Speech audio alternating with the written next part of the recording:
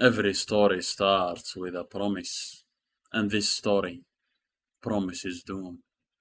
The pestilence. The great pestilence. The pestilence. Pestilence. The pestilence. Pestilence. The pestilence.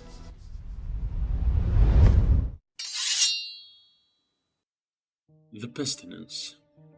A curse, a blessing, or a plague. This disease is the center of all what's happening in Sakra right now. We know from the story that it is an infection that causes people to transform into unspeakable monstrosities. Our first encounter with one of them is Warwick the Torn, the first boss. And there are other monsters like him as well that we can find while exploring Sakra.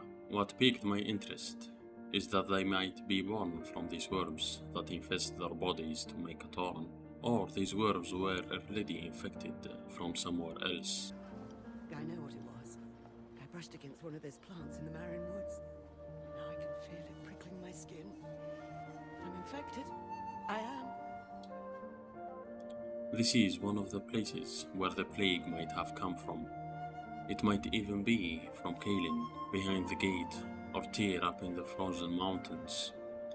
What we know for sure that the pestilence is found in Sakra, and Sakra alone.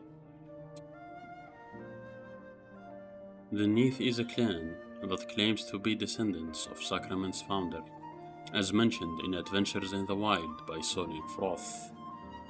And what's interesting about them is that they are also infected by the pestilence, shown also in the same book. It reads, "The pestilence has rotted their minds, the acidic waters their limbs, leaving only savagery and bloodlust." The description of this weapon mentions the same thing. Before the pestilence rotted their minds and limbs, the Neath used such scythes to harvest swamp grass roots. Polstead Darkak. From the moment you meet him, you will know that he is infected by the pestilence. His size shows it all. You might think of it as a design choice as well. After you defeat him, you can follow him into the sewers, which is a place you expect to find infection. And infection do you find? Mutant humans, rats, wolves? While you are trying to get to Darak, you can hear him from time to time saying, "Come back to me, I'll keep you safe." After you reach him and to kill him, you can talk to Winnick and he will tell you things between Darak and Ellsworth have always been personal. Winnick will also tell you that he was a thorn in Ellsworth's side, not Sacrament's. Then reminisces about Anora holding Odessa when she was a baby. Anora, by the way, is Odysseus' mother and Ellsworth's wife. We find out she is dead when we find her grave in the cemetery. This is a genius storytelling. It shows us that a simple love story can turn into madness and blood. I should have known better, believing I could find purpose in the last descendant of a failed race. This phrase right here is what caught my attention the most. The Serum is a legendary race, a race that fought the pestilence for ages. But the madrigal here is hinting at the extension of the Serum around the world, and their inability to rid of the pestilence in the past. After you complete the story and go meet Seline again, she asks, Tell me, Serum, are you the last of your kind? but we know that we are not the last of our race, and there are other two indications to that. The first, when you talk to the captain of the ship, he tells you, I was paid to deliver you to Sakra in one piece, and I will. from that we know that there is someone who paid for us to go to Sakra, or even an organization like the Witchers. The second is when you talk to the merchant the first time. This is what he says. Oh, ignore their gates, Serum. They likely never seen one of your kind. I, on the other hand, have met 6 Serum. 5? 6? That many. As for the Serum Crucible, we discover from Elsa that it is one from the many ruins that are found around Sakra.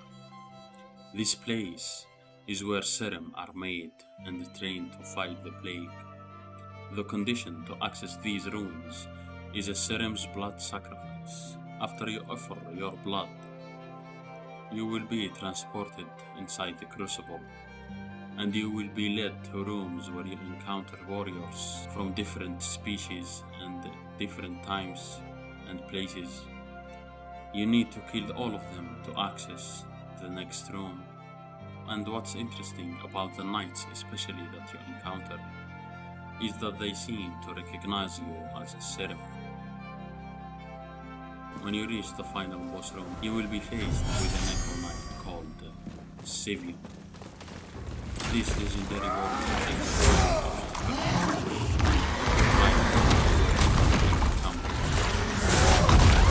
so you prepare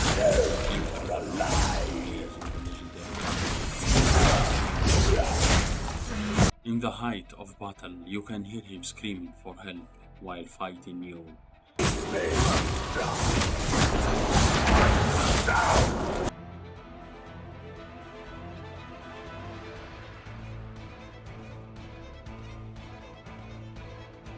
You defeat him and free him and proceed to return to the ruined chamber, where Elise explains the behavior of the knights inside the Crucible. We remember the chosen five, our fiercest unspoken, who fought these trials through wrath and silence. Yet, the endless gauntlet took them to madness. Now Serum are no longer forged here. They are hunted. Abandon this place, for they still stalk these chambers. There is no trial of the worthy. Only death. Forever the tomb of the Echo Knights. What we get from all of this, that the Serum are a product of the pestilence, and there are many indications to that. The first is Serum, in the flesh and on our island. I thought you'd be taller. that's a side effect of the pestilence. Darkak, the Neath, the Riven Twins are all evidence to this. We also know that the Echo Knight is a Serum, but he deals plague damage similar to Warwick and the other Torn creatures.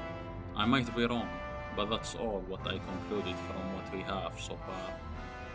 We might discover new lore if they give us access to the world beyond the gates of Sacrament.